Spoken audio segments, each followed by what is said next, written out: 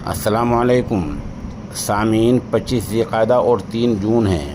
ख़बर का उन्वान है, कल होने वाली गिनती के लिए उत्तर प्रदेश में 81 जगहों पर वोटिंग के मराकज़ होंगे।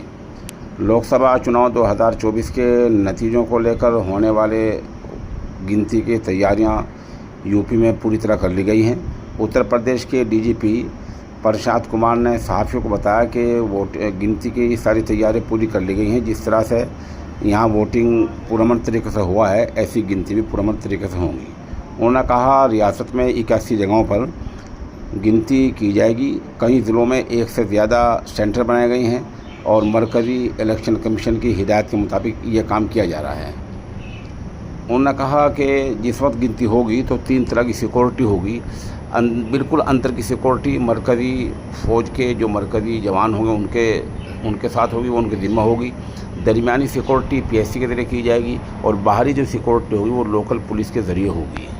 अभी जैसा कि गृह विभाग के एसीएस महोदय ने आपको सभी विस्तृत बातों को अवगत कराया, कुल 75 जनपदों में 81 जगहों पे मतगणना की व्यवस्था होनी है।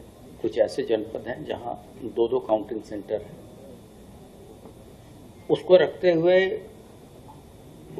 उन सभी परिस्थितियों को दृष्टिगत रखते हुए पुलिस व्यवस्थाएं की गई हैं।